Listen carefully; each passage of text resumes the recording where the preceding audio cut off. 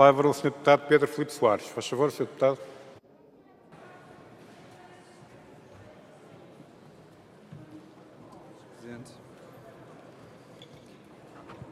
Sr. Presidente, senhoras e senhores membros do Governo, senhoras e senhores deputados, acabamos de assistir bem ao estado do PSD, que é, no fundo, o estado da oposição deste país.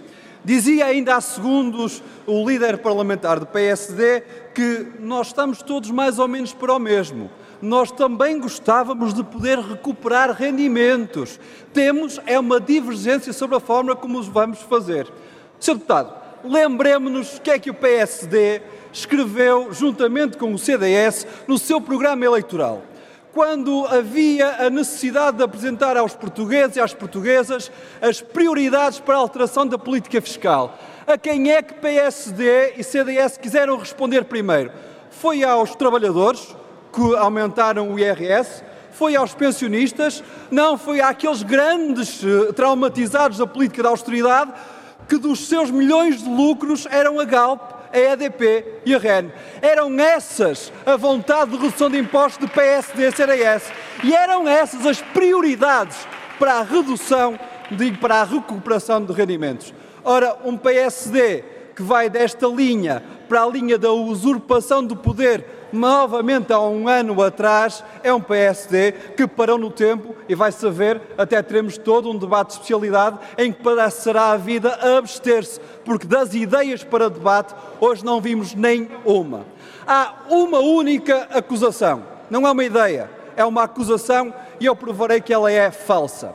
A acusação que PSD e CDS têm feito ao longo deste debate é de que há um enorme aumento de impostos com este Orçamento de Estado.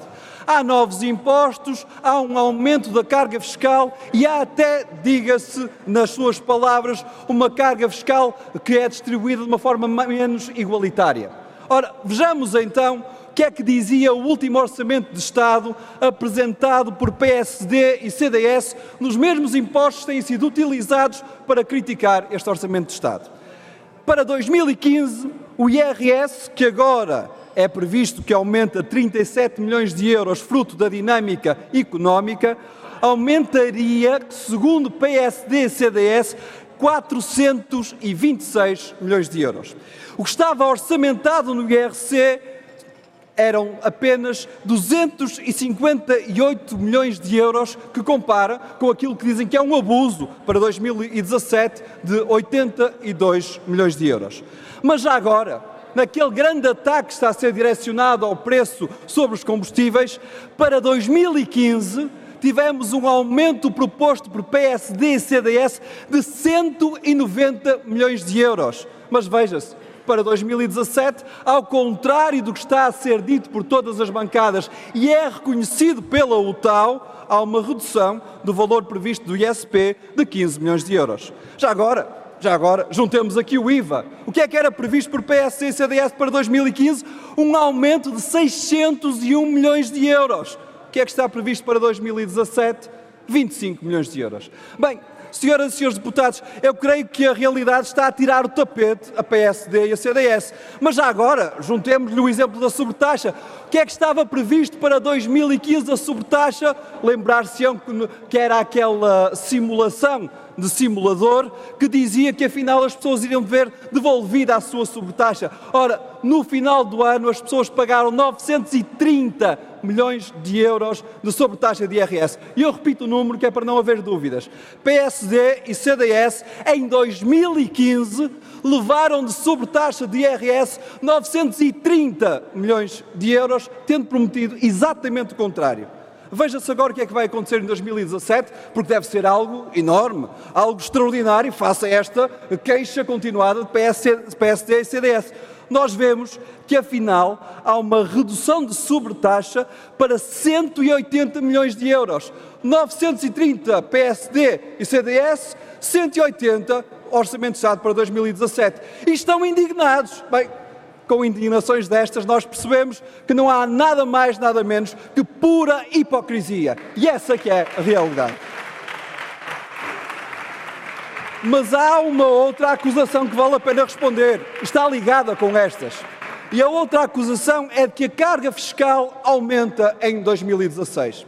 Bem, o Conselho de Finanças Públicas diz que não, já dizia no Orçamento de Estado para 2017, mas isso PSD e CDS não querem ver o que está à sua frente, mas até o tal reconhece que há uma redução da carga fiscal de 25 para 24,9. Ora, qualquer pessoa sabe que 24,9 é menor que 25. Eu devo dizer com toda a transparência, que nós achamos mesmo assim que é uma carga elevada e pior, que ela está mal distribuída. Mas comparemos com o que estava previsto há um ano atrás por PSD e CDS e que foi entregue aqui na Assembleia da República enquanto programa de estabilidade. Lembram-se? Foi meses antes de terem sido corridos do governo pelos portugueses e pelas portuguesas. A previsão de carga fiscal para 2017 de PSD e CDS era de 25,5%, mais de 1.000 milhões de euros de diferença. E por isso, quando os deputados do PSD e do CDS dizem que custa caro esta política, nós só podemos concluir o que custaria mesmo muito caro às pessoas era manter o PSD e o CDS no governo, que levavam mais 1.000 milhões de euros de impostos este ano. Mas já agora, vejamos os efeitos sociais destas políticas e vejamos como elas têm resultados na vida das pessoas. Qual era a taxa de desemprego que PSD e CDS previam há um ano atrás para 2017? Era uma taxa de desemprego de 12,1%. Agora comparemos com os 10,3% que está previsto no Orçamento de Estado e vemos bem que a política económica não é aquela que nós gostaríamos que fosse, mas tem resultados muito mais amigos das pessoas do que aquela que PSD e CDS tinham a apresentar. Eu podia somar a isto, até para responder ao Sr. Ex-Ministro da Segurança Social, aquilo que ele já sabe. É que se PSD e CDS estivessem no governo, a calamidade social era tal que deixariam para trás 250 mil pensões abaixo de 275 euros por mês. Não estamos a falar de não terem aumento extraordinário, não estamos a falar de não serem atualizadas, estamos a falar de 250 mil pensões abaixo de 275 euros que já tinham a chancela a garantia de serem congeladas durante mais de 4 anos. Ora, esta é a marca social de PSD e CDS que nós não aceitamos e por isso neste orçamento há um aumento de pensões e um aumento reforçado para as pensões que ficaram congeladas durante tantos anos. Mas sabemos, e para que fique claro para todas e todos que acompanham este debate, sabemos que este não é o orçamento que o país precisa, nem é o orçamento que o Bloco de Esquerda gostava. É um orçamento que ainda tem aquilo que a direita conhece bem, que são as cativações e as suborçamentações. Não vamos aqui estar a discutir quem cativa mais, porque cativo das cativações sempre foi a direita, PSD e CDS. Quem suborçamenta mais, bem, os recordistas são novamente os mesmos, sai novamente a lotaria, a PSD e CDS. Mas olhemos para o que isto significa na prática na vida dos portugueses. E olhemos para o que isto significa na prática para um orçamento como o português. Nós temos um saldo primário, que, para traduzir para quem não percebe de economia, é o que fica para o Estado depois de pagar salários, depois de pagar pensões, depois de pagar a escola pública, o Serviço Nacional de Saúde, os medicamentos. Temos um saldo primário, um excedente de 5.000 milhões de euros. Se o CDS fizesse estas contas, diria que são mais ou menos 10 submarinos, para nós vermos a ordem de grandezas. 5.000 milhões de euros, 10 submarinos, contas a lá CDS. Nesta realidade, mostra bem, se nós depois lhe somamos os juros da dívida pública, ficamos ainda a dever 3.000 milhões de euros. E é este o abuso, é esta a brutalidade das contas que não batem certo com a defesa do Estado Social e com a defesa dos avanços civilizacionais que ele representa. E é por isso que nós temos este monstro no meio da sala e nós dele não desviamos o olhar. Sabemos que há uma Europa que diz que isto é a responsabilidade de cada um dos Estados, o que é falso. a dívida pública portuguesa esteve controlada até ao desencadear da crise financeira de 2007 e 2008 e explodiu depois do ataque especulativo que tivemos em 2009 e 2010. Não foi pelo Estado Social, foi por culpa dos mercados financeiros. Mas ou nós resolvemos este problema em defesa do Estado Social, ou estaremos a pactuar com o sistema financeiro. E eu pergunto ao Governo, pergunto ao PSD, ao CDS e também ao PS, o que é que acham agora do Tratado Orçamental? Aquele mesmo tratado que diz que é mais importante a dívida pública e pagar aos credores do que defender as pessoas, quando sabemos que afinal há países que são obrigados a cumprir custe o que custar, mesmo que tenham um recorde de excedente primário, mesmo que sejam recordistas a exportar capital como é Portugal, ou então países como a França, que depois faz acordos por baixo da mesa para que afinal as regras a eles não se apliquem. Não acham que nós ficamos a fazer a figura de parvos quando somos os únicos parvos a cumprir as regras nesta Europa parva? É que esta é que é a conclusão que nós devemos retirar.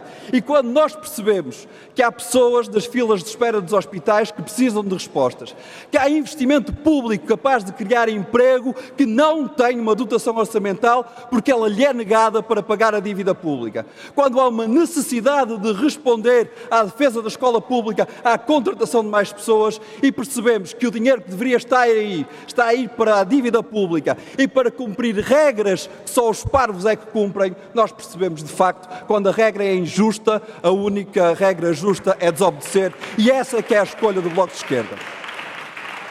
Senhoras e senhores deputados, termino a minha intervenção com aquilo que nós já alcançamos neste Orçamento de Estado, com um aumento do abono de família, um alargamento como não era visto.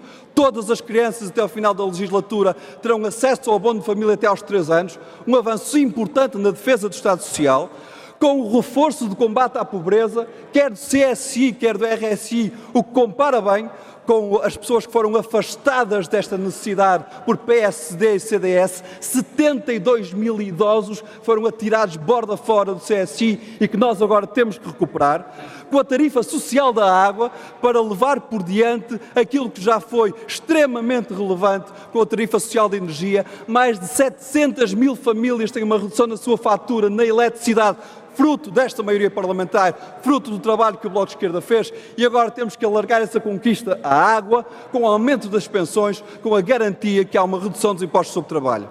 Mas temos ainda por onde melhorar. Temos por onde melhorar o ataque às rendas das energias, defendendo a fatura da eletricidade paga pelas famílias, com o ataque ao mecanismo da garantia de potência, suspendendo este pagamento até um novo modelo estar em vigor. Temos a necessidade de responder às escolas públicas que têm um déficit crónico de auxiliares, aumentando a dotação já prevista de 300 auxiliares e que está na nossa mão, parlamentares, levar por diante. Temos a responder ao ataque à comunicação social e à democracia, que é esta tentativa de repetir aquilo que PSD e CDS fizeram na restrição sobre a Lusa e que eu creio que nós podemos garantir que daremos passos para não copiar as más práticas de PSD e CDS e não levantar o legado de Miguel Relvas. E temos para garantir também que o imposto sobre património não deixará ninguém de fora. Pela primeira vez a Segurança Social terá um financiamento extraordinário para garantir o seu futuro e nós garantiremos uma maior justiça fiscal, indo buscar o dinheiro onde ele existe, às fortunas imobiliárias, e ele será melhorado na especialidade.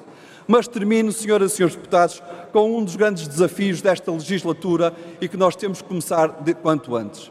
Há medidas que o Bloco de Esquerda, o Governo, nos grupos de trabalho que tiveram em vigor, já conseguiram colocar em cima da mesa e que serão aplicadas o quanto antes, particularmente no que toca à precariedade, há respostas às carreiras contributivas dos recibos verdes e à necessidade de garantir direitos a quem está no mercado de trabalho do nosso país. Mas é necessário também que o Estado, enquanto empregador, dê o exemplo. E este Governo não pode deixar mais na gaveta aquilo que já estava previsto estar publicitado para nós podermos trabalhar sobre isso, que é o relatório sobre a precariedade na administração pública. É uma urgência, já passou o prazo de aplicação e é uma matéria de decência, defesa dos direitos de trabalho, em que o Estado deve ser exemplar disso. Muito obrigado, Sr. Deputado. o tempo a mais desconta no tempo de amanhã. Entretanto,